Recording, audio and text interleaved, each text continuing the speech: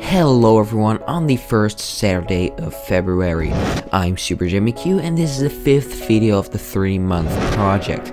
Now, if you don't know what the 3-month project is, check out the explanation video in the description below. Basically, every month there is a new theme. This month's theme is nature and there will be 3 tutorials on the theme and the last video is the end result. So, as the title and thumbnail of the video suggest, this episode will be about filming plants and trees. While filming plants and trees, there are some things you can do to make your shots even better. In this episode, I'll tell you about them, not in any specific order though. These things can also be used when you're photographing plants. Now, many plants have nice and rich colors. That is why it is important to bring those out. If you have deep green plants, don't put a bright yellow background behind it. Try to use natural colors, or when you use colored paper as a background, use a color wheel. I have a nice one linked in the description below. I like to use side complementary colors. If you look on the color wheel in the description, you'll know what I'm talking about. It is the color that is close to the opposite color, but not completely. It looks nice and not really distracting. Also, if you're filming or photographing specific flowers or leaves, it is nice to have a blurred background so that the background elements are not distracting. You can make blurred backgrounds in several ways.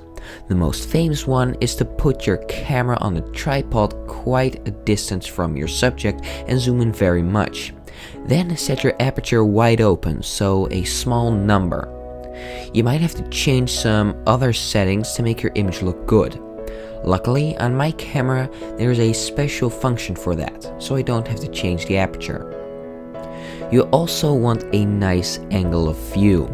If you have plants that many people know, it is hard to surprise them or make them go wow. If you choose an interesting angle, you can let people see the side of a plant they've never seen. Now, these last 2 things I'll tell you only count for videos as they have to do with motion and audio. For a shot, you want to have a moving element because it's not so interesting to look at the same thing for 10 seconds straight. A bit of wind does the job, or you can blow on the plant or flower of course. Now for sound. It is nice to have some background effects like ice crackling or birds chirping. You don't have to record these sounds on the place you film, you can add them later if you want. So these were my 5 tips for better plant filming and photographing. Thank you for watching, I hope you've learned something. Don't forget to like this video and subscribe if you haven't already. Feel free to comment in the comment section below and I'll see you guys in the next week's video on cloud filming. Bye!